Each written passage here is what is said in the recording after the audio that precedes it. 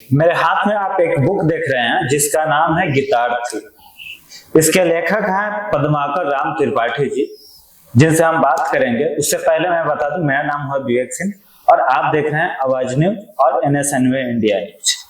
आइए हम उनसे बात करेंगे कि इस बुक में ऐसा क्या चीज लिखे हैं जो सबके लिए सदुपयोगी साबित होगा।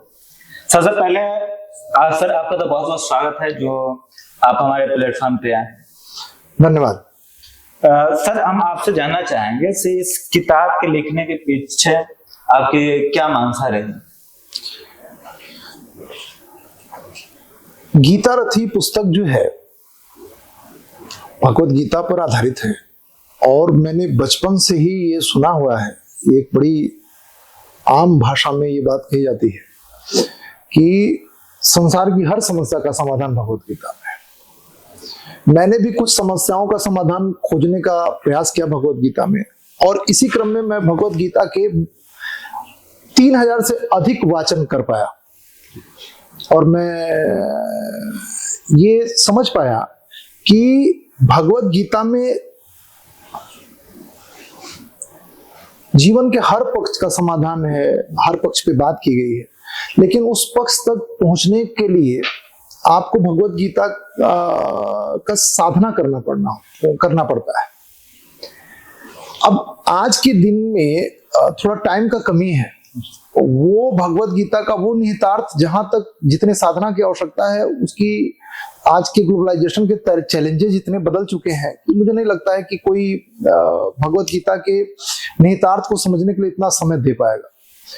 तो हमको ये लगा कि भगवत गीता एक ऐसी होनी चाहिए जो आम भाषा में बात करे।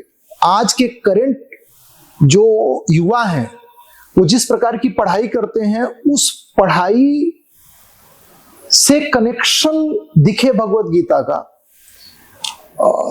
आज का साइंटिफिक जो टेम्पर है, उस साइंटिफिक टेम्पर को भगवत गीतार्थी दिखा सके। आज का जो माहौल है, उस माहौल में युवाओं को जोड़ सके। तो एक तो ये प्रेरणा रही भगवत गीतार्थी लिखने की। दूसरा ये है कि हम भगवत गीता का हमने कई संस्करण पढ़ा और 1784 में अंग्रेजी सरकार ने भगवत गीता का ट्रांसलेशन कराया था। It was the first English translation of Bhagavad Gita. तो जब चार्ल्स विल्किंस का वो ट्रांसलेशन हमारे हाथ पड़ा तो हमको ये लगा कि आखिर अंग्रेज सरकार की ऐसी क्या आवश्यकता थी कि उसने भगवत गीता को ट्रांसलेट कराया। इस क्रम में हमको लगा कि हमको भी इस ओर सोचना चाहिए। हमने उस ओर सोचा और सरकारी आवश्यकताओं के अनुरूप भगवत गीता को पढ़ने की और समझने की कोशिश की। गीता रथी बहुत सारे सरकारी प्रश्नों का जवाब देती है, सरकारी मानसिकता का विकास करती है। ये हमने गीता के अध्ययन के दौरान पाया और उसको गीता रथी में समावेश करने की कोशिश की। गीता रथी आप लिखे हैं, भगवत गीता भी है इससे रिलेटेड बुक। उसके बावजूद भी आपको इसके लिखने के आवश्यकता पड़ी। अब क्या क्या चीजें लगा जो उसमें नहीं है और इसमें है? देखिए, आज जब हम जानते हैं कि भगवत गीता जो आज करंट में प्रचलित है, इसका उपदेश श्री कृष्ण ने कुरुक्षेत्र में दिया एंड इट वाज द्वापर युग। द्वापर युग में भी अर्थव्यवस्था थी जी। उस टाइम की अर्थव्यवस्था की शब्दावलियां अलग थी। आज हम कलयुग में हैं, आज के अर्थव्यवस्था तो वही है, शब्दावलियां बदल चुकी हैं। उस टाइम जो भी कहा जाता रहा हो, आज उसको GDP कहा जाता है, gross domestic product, gross national product, gross national happiness, sustainable development. तमाम सारा जो इकोनॉमी का सिद्धांत है उस टाइम भी ऐसे ही था, बस उसकी शब्दावलियां अलग थी। तमाम सारे पॉलिटिकल जो मान्यताएं हैं आज भी है, तब भी थी, शब्दावलियां अलग थी। जो साइंस है, चाहे वो न्यूटन का जो गति का नियम है, चाहे वो केपलर का जो ग्रहों से संबंधित नियम है, चाहे वो आर्किमिडीज का जहाजों को तैरने से संबंधित नियम है, जहां मैंने हम पढ़ते हैं उससे पहले त्रेता युग में ही पुष्पक विमान उड़ा करता था। भागवत महापुराण में भी आता है श्री कृष्ण की फ्लाइट से यात्रा का, विमान से उन्होंने यात्रा की थी। तो इस तरह के कॉन्सेप्ट्स मैंने कोई नया सिद्धांत नहीं था, शब्दावलियां अलग थी। तो भगवत गीता के माध्यम से हमने वही कनेक्शन बिठाने का प्रयास किया है। आप जब गीता रथी पढ़ेंगे तो आपको इसके तमाम सारे श्लोकों में न्यूटन के सिद्धांतों की झलक दिखाई देगी। डायरेक्टली न्यूटन दिखाई देंगे, प्लवन दिखाई देंगे, आर्किमिडीज दिखाई देंगे, केपलर का जो ग्रहों की चाल से संबंधित सिद्धांत है उस टाइप वो सिद्धांत दिखाई देगा आपको। आज का जो फिलॉसफी है, चाहे वो जैनिज्म हो, बौद्धिज्म हो, चाहे वेस्टर्न फिलॉसफी में डेकार्ट हो, प्लेटो हो, अरस्तु हो, लाइबनिज हो, आज का दर्शन भगवत गीता में किस किस जगह पे है ये एकदम आपको इसमें दिखाया जाएगा। चूंकि जो आज का युवा है वो मॉडर्न एजुकेशन से भली भांति परिचित है, तो गीता के श्लोकों को मॉडर्न रूपांतरण है। हाँ, मॉडर्न रूपांतरण है। सर के शब्दावली से आप सोच रहे होंगे सर क्या है, तो सर के बारे में मैं बता दूं। सर अभी दिल्ली सरकार में ज्वाइंट सेक्रेटरी हैं और वहीं अभी वर्तमान की आवश्यकता को देखते हुए इस गीता रथी का एक नया मतलब क्या बोलते हैं संस्करण तैयार किया है। आगे भी सर से आप जानेंगे इस बुक के बारे में, लेकिन सर के बारे में सर से खुद जानते हैं। सर पहले तो थोड़ा सा अपने बारे में बताइए। My name is Padmakar Ram Tripathi. I belong to Gorakhpur in UP and हमारा वहाँ गांव है। मैं गोरखपुर की है तो गोरखपुर से बिलोंग करते ही हैं, बट हमारा गांव है Saraya Tiwari and it is a village of पंक्ति पावन ब्राह्मण्स। एंड मैं गोरखपुर विश्वविद्यालय से पढ़ा लिखा हूँ और मैंने जो है 2011 में सिविल सेवा क्वालिफाई किया। मैं दिल्ली सरकार के तमाम विभागों में कार्य कर चुका हूँ। मैं बाहर भी मेरी पोस्टिंग दमन दीव, अंडमान निकोबार में भी मैं कार्य कर चुका हूँ। अभी वर्तमान में मैं दिल्ली सरकार में ज्वाइंट सेक्रेटरी पद पर कार्यरत हूँ। सर जो आपकी बुक है ये यूपीएससी से तैयारी, जैसे यहाँ पर लिखे हैं, विद्यार्थियों के लिए उपयोगी पुस्तक है, ये कैसे है? मैं इसके लिए मैं अपनी पुस्तक से ये कैसे है ये मैं कुछ बातें मैं कहना चाहूंगा पुस्तक से ही। देखिए आज का यूपीएससी में डायरेक्ट एक पेपर है जीएस 4th एथिक्स और फिलॉसफी, जो दर्शन शास्त्र विषय तो अपने आप में है ही, इससे भी आप जोड़ लीजिए और साक्षात्कार।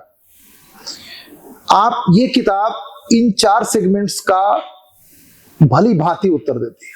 आपको अगर एथिक्स की तैयारी करनी है तो आपको ये किताब एकदम डायरेक्टली आपको हेल्प करने वाली है।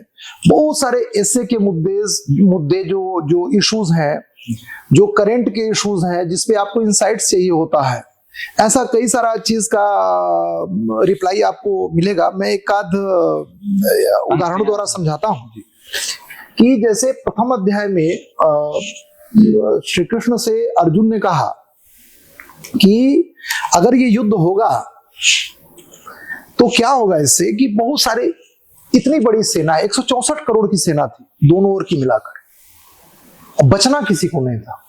164 करोड़, आप सोचिए अभी इंडिया की पॉपुलेशन इतनी नहीं है, 164 करोड़ की सेना मारी जाएगी और सेना में तो जवान ही होते हैं, युवा वर्ग इतने बड़े मात्रा में अगर युवा वर्ग मारा गया तो एक सामाजिक अस्थिरता क्रिएट हो जाएगी।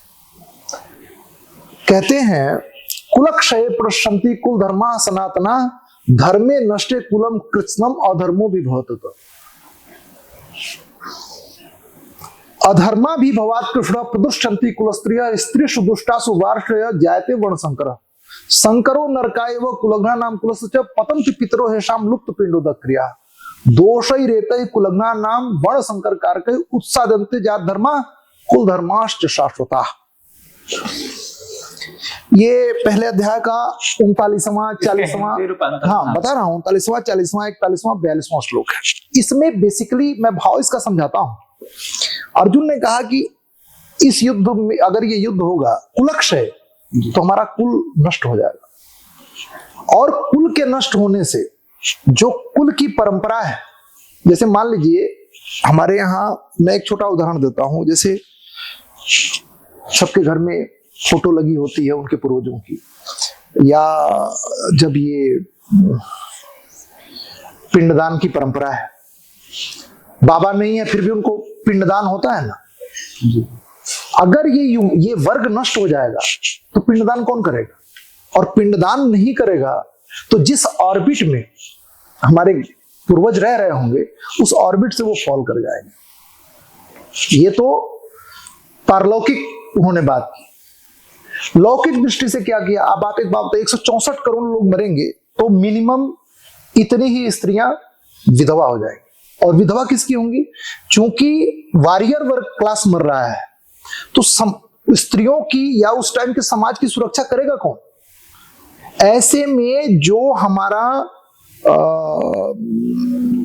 जो सोसाइटी है वो हो सकता है अनसेफ हाथों में पहुंच जाए।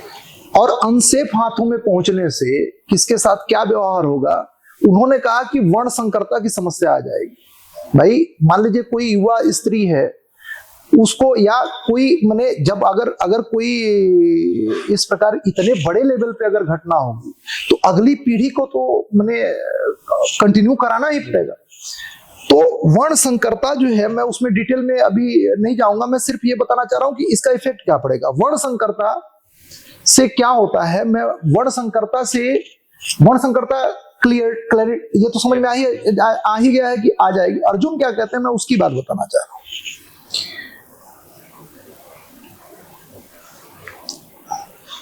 वस्तुतः पारिवारिक, लौकिक और पारलौकिक विक्षोभ के साथ ही वर्ण संकरता द्वारा सामाजिक विक्षोभ का भी प्रबल वातावरण उत्पन्न हो जाता है। वर्ण संकरता का सामुदायिक हित में विश्वास नहीं होता, क्योंकि वर्ण संकर और समुदाय दोनों एक दूसरे को या एक दूसरे के हितों को साझा नहीं करते हैं। ऐसे में सामुदायिक हित में विश्वास कमजोर होने लगता है, जिससे सामुदायिक योजना के क्रियान्वयन में अरुचि उत्पन्न हो जाती है, बाधा उत्पन्न होने लगती है। मान लीजिए आपकी पारिवारिक परंपरा में जो भी शादी किसी तरह से होती होगी, पिंडदान दूसरे प्रकार से होता होगा, जन्म दिवस दूसरे प्रकार से मनाया जाता होगा, शादी दूसरे प्रकार से होती होगी, किसी दूसरे के यहाँ परंपरा दूसरी है। अगर वो अचानक आपको ओवरलैप कर जाए तो आपकी परंपरा का तो उसके लिए कोई वैल्यू है क्या? इंग्लैंड के लिए आपकी परंपरा का क्या वैल्यू है? कुछ नहीं है ना। तो वही बताने की कोशिश कर रहे हैं कि अब इस पे मैंने करंट में इसको कैसे जोड़ा है कि जैसे वर्ण संकरता और राष्ट्रीयता की चुनौतियां। वर्ण संकरता संबंधी उपरोक्त विश्लेषण अत्यंत संवेदनशील पक्ष को उजागर करता है। न केवल भारत में अपितु वैश्विक स्तर पर भी इसका प्रभाव महसूस किया जा सकता है। इसलिए भारत सहित विभिन्न राष्ट्रों में विदेशी मूल के व्यक्ति को संबंधित देश का नागरिक होने के बावजूद सर्वोच्च पदों पर बैठने के निषेध की परंपरा या विधान विद्यमान है। अगर विदेशी कोई आकर आपके देश में नागरिकता प्राप्त भी कर ले तो आप उसको प्रधानमंत्री तो नहीं बना देंगे ना। ये हमारे यहाँ की परंपरा है जी। कई देशों में ऐसे कानून है। क्यों नहीं बनाते हैं? जब वो नागरिक हो गया तो बनाते क्यों नहीं? जबकि प्रधानमंत्री के या इस तरह के पद में तो वह भारत का नागरिक हो, कंडीशन तो यही है जी। लेकिन क्या आप उसको स्वीकार करेंगे? नहीं। अर्जुन ने इसी ओर इशारा किया। आज के समय में वर्ण संकरता संबंधी अर्जुन की यह चिंता अन्य कई रूपों में भी राष्ट्रों पर अपना प्रभाव डालती हुई दिखाई देती है। विभिन्न वैश्विक घटनाओं के कारण उत्पन्न शरणार्थियों की समस्या, रिफ्यूजी प्रॉब्लम्स के समाधान के क्रम में जो देश इन्हें शरण देते हैं, आने वाले समय में यही शरणार्थी उस देश के जनांकीय स्थिति, डेमोग्राफिक सिचुएशन को प्रभावित करने लगते हैं और कभी कभी तो उस राष्ट्र की सुरक्षा तथा राष्ट्रीयता के लिए भी चुनौती उत्पन्न करने लगते हैं। हाल के वर्षों में म्यांमार में रोहिंग्या शरणार्थियों के मुद्दे को लेकर हुई हिंसक घटनाएं इसका प्रमुख उदाहरण है। भारत के संदर्भ में देखा जाए तो इतिहास बताता है कि कश्मीर में किसी समय शैव धर्म प्रमुख था, किंतु आज वहां की स्थिति एकदम से बदल चुकी है, जो वर्ण संकरता के विस्तार का ही प्रभाव माना जा सकता है। 1400 ईसा पूर्व में मध्य एशिया के बोगज कोई नामक स्थान से प्राप्त प्राचीनतम अभिलेख में इंद्र, मित्र, वरुण और नासत्य जैसे वैदिक देवताओं का उल्लेख यह बताने के लिए पर्याप्त है कि किसी समय में इन क्षेत्रों की जनांकीय स्थिति क्या रही होगी और कालांतर में वर्ण संकरता के दुष्प्रभाव के कारण कैसी हो गई। तो इस तरह का तमाम सारा जो संदर्भ है, कहीं आपको जो गीता के श्लोक है वो किस प्रकार से नागरिकता के आज जो संविधान है उस पे उसका प्रभाव है, कैसे मूल अधिकारों पर गीता का प्रभाव है। तो इस तरह से वर्तमान में जो युवा वर्ग का करिकुलम है, शिक्षा पद्धति है, उससे गीता कितना जुड़ती है वो ये दिखाने का प्रयास किया गया है इस गीता रथी पुस्तक में। इसी रूप में गीता रथी, चूंकि यह युवाओं को डायरेक्ट अपील करती है, उनके चेतना से डायरेक्ट जुड़ने का प्रयास करती है, स्पष्ट रूप से जुड़ने का प्रयास करती है।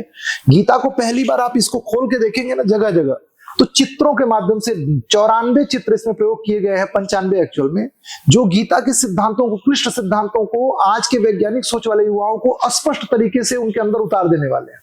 इस रूप में भगवत गीता जो है, ये भगवत गीता का ये संस्करण, ये जो गीता रथी है, ये अलग है, ये युवाओं को अपील करने वाला, कहने मतलब विद्यार्थियों के लिए एक केस स्टडी के रूप में काम कर सकते हैं। डेफिनेटली।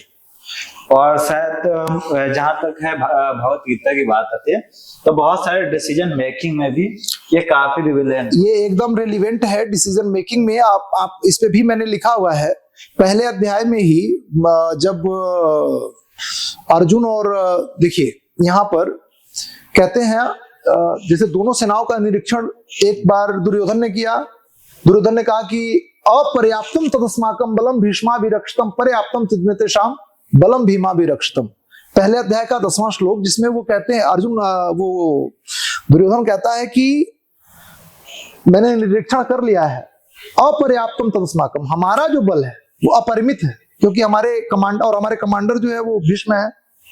पर्याप्तम तद्मेतेषाम बलम भीमाभिरक्षितम, और उनका जो सेना है वो सीमित है और बहुत कम अनुभवी भीम उसके सेनापति हैं, तो जीत हमारी ही होगी। उसने डेटा देखा और उसका जो डिसीजन देना था उसने दिया, लेकिन यहां पर उसको सावधानी वो नहीं बरत पाया। मैंने यही कहा कि जीवन में भी यह सीखने योग्य है कि केवल सूचनाओं का डेटा कलेक्शन ही महत्वपूर्ण नहीं है, वरन उसका तर्कयुक्त विश्लेषण, डेटा एनालिसिस कर उस पर एक निर्णयात्मक विचार, डिसीजन मेकिंग बनाना भी आवश्यक है।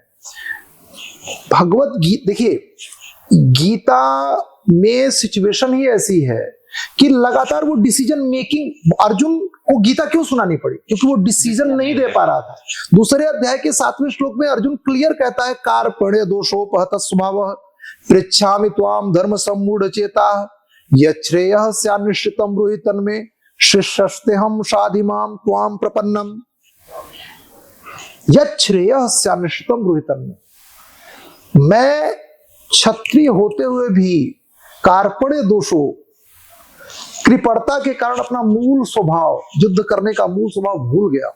मैं डिसाइड नहीं कर पा रहा हूं मेरे लिए श्रेष्ठ क्या है, तो मुझे श्रेष्ठ डिसीजन मेकिंग करने का तरीका भी बताइए और श्रेष्ठ डिसीजन भी बताइए। तो दिस इज यार, एकदम से युद्ध के मुहाने पे गीता से बड़ा डिसीजन मेकिंग अर्जुन ने 18वें अध्याय के 73वें श्लोक में जाकर कहा, नष्टो मोह स्मृतिर्लब्धा तत्प्रसादान मयाच्युतो, मेरा मोह खत्म हो गया है, नाउ आई एम रेडी, आप जो कहेंगे मैं वही करूंगा। 18वें अध्याय के 63वें श्लोक में श्री कृष्ण कहते हैं अर्जुन से, इति ते ज्ञान मा ख्यातम गुह्यात गुह्यतरम मया विमृशयिता दशरथ ठाकुर।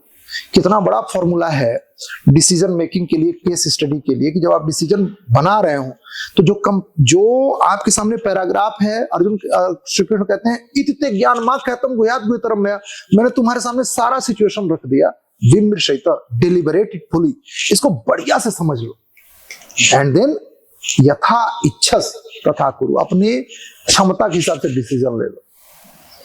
तो डिसीजन मेकिंग में ये थोड़ा सा अभ्यास, आपको जो डिसीजन मेकिंग के प्रश्न है वो मेरा पूर्ण विश्वास है वो आपको कंफ्यूज नहीं कर पाएंगे, क्योंकि गीता से बड़ा डिसीजन मेकिंग पूरे वर्ल्ड में मुझे तो नहीं लगता है कोई है। उसमें उसके साथ साथ आपका लाइफ का एक्सपीरियंस भी रहा है ब्यूरोक्रेट्स के तौर पे, वो भी इसमें शायद समाहित। बिल्कुल है, जगह जगह हम देखिए, हमने 2000 जो बहुत अभी 2020, 21, 22 में जो हमने कोविड जैसी जो आपदा देखी, हमने उसमें हिस्सा लिया, पूरी दुनिया ने उसका साक्षात्कार किया, भारत उससे किस प्रकार से सफलतापूर्वक बाहर निकला और दुनिया के लिए एक उसने दृष्टांत पेश किया उसके, क्योंकि हमारे पास युद्ध अपने आप में एक आपदा है, डिजास्टर है, और डिजास्टर में जो बुक निकली, जो प्रिंट हो रही है, वो है भगवत गीता। तो डिजास्टर मैनेजमेंट की इससे बड़ी कोई बुक कौन सी हो सकती है? हमारे भारतीयों के डीएनए में ये डिजास्टर मैनेजमेंट पाया जाता है। आंधी आई तो मेड़ के नीचे थोड़ा छुप जाइए, ऐसे हो जाइए। तमाम सारे गांव में हर व्यक्ति आपको दो बातें बता देगा। क्यों? क्योंकि हम पुनर्जन्म में विश्वास करने वाले लोग हैं। हमको मालूम है कि महाभारत, कृष्ण ने कहा न विवाहम जातुना सम न तम में जनाधिपा न चैव न भविष्यामः सर्वे वयम परम। दूसरे अध्याय का 12वां श्लोक कि अर्जुन घबराओ मत, युद्ध करो, इसलिए कि ये जितने राजा तुम्हें दिखाई दे रहे हैं, ऐसा कोई टाइम नहीं था जब ये न रहे हो, और न ही भविष्य में ऐसा कोई टाइम होगा जब मैं तुम या ये राजा न रहे। मरना और जीना तो कपड़ा बदलने के समान है। तो हम सभी लोगों के जहन में ये डिजास्टर मैनेजमेंट का ये थ्योरी जो है ना समाया हुआ है।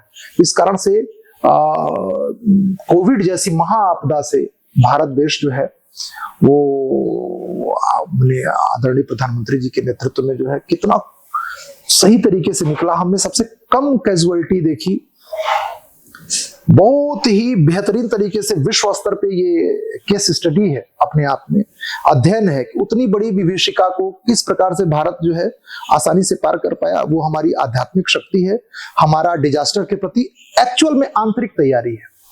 और चूंकि हम हमारे संस्कारों में भगवत गीता है, हमारे आसपास भगवत गीता है, और मेरे हिसाब से डिजास्टर मैनेजमेंट का इससे बड़ा डिसीजन मेकिंग डिजास्टर युद्ध है यार। इतना बड़ा प्रथम विश्व युद्ध है यार, उससे बड़ा कौन सा युद्ध? अगर आप त्रेता युग राम जी को, रामायण छोड़ दीजिए, वो तो गॉड का ही युद्ध था, इसमें तो कृष्ण लड़े नहीं थे। तो जब श्री कृष्ण लड़ नहीं रहे तो इनको इसको तो मानव का ही युद्ध कहिए यार। तो मानव के युद्ध में इससे बड़ी विभीषिका तो कुछ है नहीं।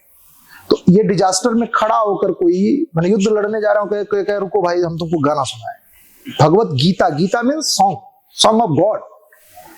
कौन मैंने सॉन्ग गा रहा है कोई, तो इस प्रकार का आपदा प्रबंधन का जो फॉर्मूला इसके अंदर है, समाहित है, इंसाइट जो देता है, अनपैरेलल है। इससे हम सिर्फ ले सकते हैं। हमको कुछ मिला वो गीता रथिक के रूप में आपके सामने है, इसमें इन सबका जवाब मिलेगा आपको। सर आप थोड़ा इससे थोड़ा अलग हट के बात करते हैं। आपके सर्विस के रिगार्ड मतलब समय में कैसा समय मिला जो इतना बार इसको 3000 बार आप शायद पढ़े हैं और उसके बाद इसको तैयार किए हैं? टाइम मैनेजमेंट कैसे किया? देखिए ऐसा है, भगवान कृष्ण, मैं गीता को फिर कोट करूंगा, 7वें अध्याय के 28वें श्लोक में भगवान कृष्ण ने कहा, ये शाम त्वंत गतम पापम जना नाम पुरे कर्मणाम ते द्वंद्व मोह निर्मुक्ता भजन्ते माम दृढ़व्रता। जिसके पूर्व जन्म के सारे पाप नष्ट हो चुके होते हैं और वर्तमान के पुण्यों का उदय हो गया होता है, वही गीता पढ़ पाता है।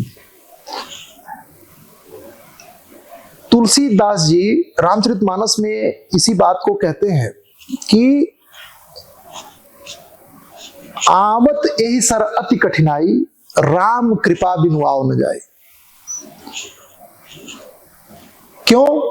क्योंकि जैसे आपने पूछा ना, सबको कुछ ना कुछ काम लगे होते हैं। गृह कारज नाना जंजाला ते अति दुर्गम शैल विशाला। लेकिन फिर वो कंक्लूड करते हुए कहते हैं, सकल विघ्न व्यापहि नहीं तेहि, राम सुकृपा बिलोकहि देहि।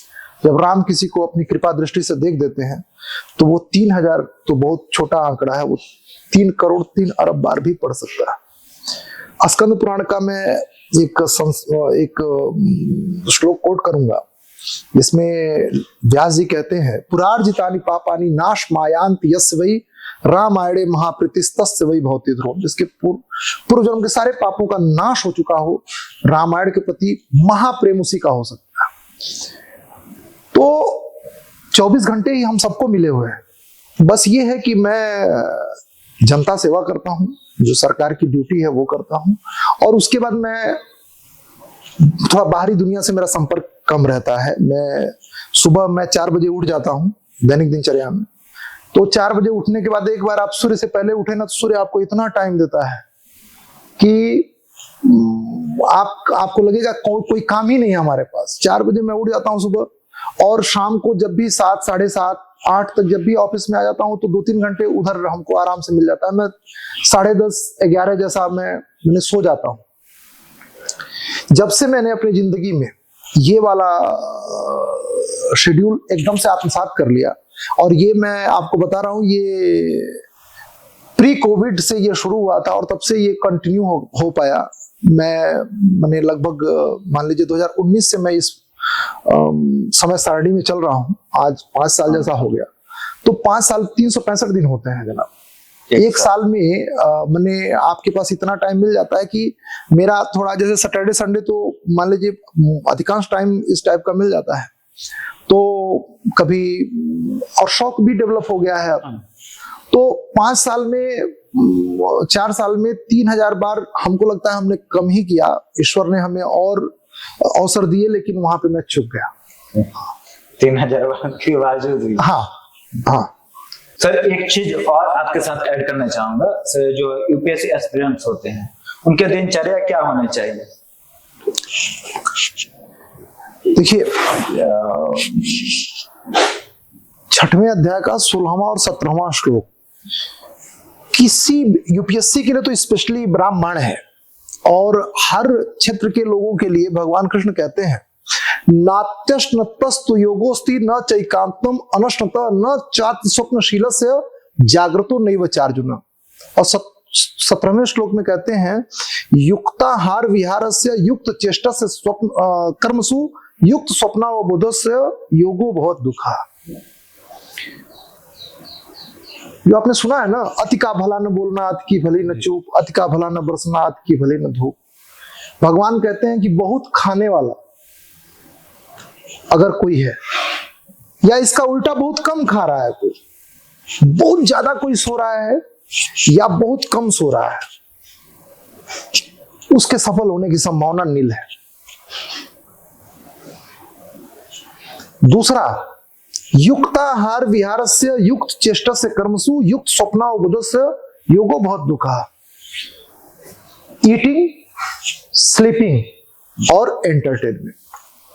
6वें अध्याय के 17वें श्लोक में भगवान कहते हैं, जिसने इन तीनों को संतुलित कर लिया, खाने को, सोने को और मनोरंजन को, वो इसी जीवन में जिस भी अटेम्प्ट में आप ये तीनों चीज संतुलित करके जो भी अटेम्प्ट आप दे रहे होंगे, उसमें आपके सफल होने की संभावना प्रबल हो जाएगी। ये मैं नहीं कर रहा हूं, ये भगवत गीता।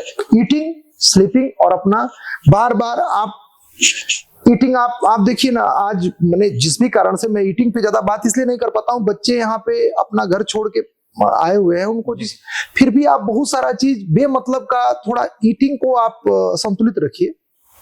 स्लीपिंग को भी मेरा ये मानना है कि किसी भी कीमत पे आप अपना दिनचर्या ऐसा बनाइए कि सूर्य से पहले उठिए। आपको सूर्य इतनी शक्ति देता है, वो जो भोर का जो वो लालिमा होता है, वो आपको कुछ ना कुछ करने की प्रेरणा देता है और करा लेता है। आप सूर्य का स्वागत करिए। सूर्य के सोने पे अपना मैंने, अगर आप सोए हुए हैं तो ये कहीं ना कहीं सूर्य जो है ब्रह्मांड के राजा है। ये जो भगवत गीता है, आपकी जानकारी के लिए मैं बता दूं, आपने अच्छा प्रश्न पूछा। अर्जुन से श्री कृष्ण ने कहा कि ये मत समझो कि तुम्हें भगवत गीता का ये जो मैं उपदेश दे रहा हूं, ये पहली बार तुम्हें दे रहा हूं, कुरुक्षेत्र में यहां खड़े हो। नहीं, तुम गलत समझ रहे हो। सृष्टि की जब मैंने रचना की थी, उस रचना के समय सबसे पहले मैंने सृष्टि का जो राजा है वो सूर्य है, सबसे पहले मैंने सूर्य को दिया।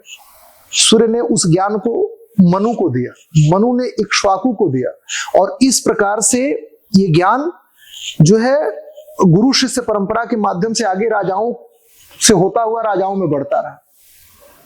लेकिन बाद में कुछ लोगों ने अपने वेस्टेड इंटरेस्ट के कारण कुछ इसकी गलत व्याख्याएं करके मूल रूप से जो गीता योग विद्या थी वो लुप्त हो गई, नष्ट हो गई। 4 अध्याय के पहले श्लोक में भगवान कहते हैं, इमं विवस्वते योगम प्रोक्तवानहम अव्ययम विवस्वान मनवे प्राह मनु इक्ष्वाकु विब्रवीत। दूसरे श्लोक में कहते हैं, एवं परंपरा प्राप्तम इमं राजर्षयो विदुः स काले नेह महता योगो नष्ट परंतप। तीसरे में कहते हैं, स एवायम मया तिद्य योगः प्रोक्तः पुरातनः भक्तोऽसि मे सखा चेति रहस्यम यद्दुतम्। मैं उसी ज्ञान को जो सूर्य को दिया था, उसी ज्ञान को तुझे दे रहा हूं, ले तू। आपको भी आश्चर्य हो रहा होगा कि ऐसा कैसे हो सकता है, ये तो मैंने सुना नहीं। अर्जुन ने भी कहा कि सूर्य महाराज, हम और आप रिश्तेदार हैं, थोड़ा बहुत ऊपर नीचे होंगे, नहीं साथ है साथ खाए पले बड़े हैं। हमने तो कभी नहीं देखा कि आप जब हमारे साथ ही पैदा हुए हैं तो सूर्य तो बहुत दिन से है, आपने कैसे उनको दे दिया। चौथे श्लोक में अर्जुन ने ये प्रश्न उठाया, अपरम भौतो जन्म परम जन्म विवस्था कथमे तो द्विजानी हम तुमादो प्रोक्त मानती। सूर्य का जन्म तो बहुत साल पहले हुआ था, आप तो उनसे बहुत छोटे हैं, मैं कैसे मानूं कि आपने सूर्य को उपदेश दिया। चौथे अध्याय के 5वें श्लोक में भगवान श्री कृष्ण कहते हैं, बहुनि में व्यतीतानि जन्मानि तो चार्जुन तान्य हम वेद सर्वाणी न तुम वेत्थ परंतप। मेरे और तुम्हारे अनेक अनेक जन्म हो चुके हैं अर्जुन, मुझे सब कुछ याद है, तुझे याद भी। तो आप ये जान लीजिए कि जब भी सूर्य जो है ना, सूर्य को, इस ब्रह्मांड का, सूर्य का स्वागत करिए। इस यूपीएससी का स्टूडेंट इसको थोड़ा गंभीरता से ले, थोड़ा सा कठिन है, लेकिन आप जब एग्जाम्स के दिन होते हैं तो आपको देखिए ना, 15 दिन तक आप डिस्टरबेंस आपको होता होगा कि इधर रात को जगे हुए हैं, उधर जाके अचानक एडजस्ट करना पड़ता है, सुबह जागना, कैसे यार क्या करें, टेंशन होती है। मैंने बहुत सारे लोगों को देखा है, आप अगर मैंने 5 बजे उठिए, नहीं अगर 4 बजे उठ पा रहे हैं 5 बजे उठिए, बट सूर्य के आंखें खोल देने के बाद हम सभी सूर्य के अनुयायी हैं। वो महाराजा हैं, हम लोग छोटे मोटे सामंत अधिकारी। राजा के आने के बाद कोई अधिकारी जाए, ये तो कहीं की परंपरा नहीं है। तो आप अगर सूर्य का स्वागत करेंगे तो आपकी सूर्य रेखा मजबूत होगी, और सूर्य रेखा मजबूत होगी तो आप आईएएस क्रैक करेंगे, आप यूपीएससी क्रैक करेंगे, ऐसा जो यस यस यस। तो ये थे हमारे साथ पद्माकर राम सर, जिन्होंने 3000 बार पढ़ने के बाद इस बुक को तैयार किया है। और शायद आप भी जब पढ़ेंगे तो अपने जीवन को बेहतर डिसीजन लेने में आपके सहयोग हो सकता है, और आप अपने जीवन को बेहतर बना सकते हैं। तो मेरा सुझाव रहेगा से आप एक बार पढ़िए, और फिर आपको अपने जीवन में जो बदलाव आ रहा है उसको महसूस कीजिए। बने रहिए हमारे आवाज न्यूज पे और NSN इंडिया न्यूज से। ऐसे बेहतरीन जानकारी के लिए हम कहीं कहीं जाते रहेंगे और आपके लिए लाते रहेंगे। तब तक के लिए धन्यवाद।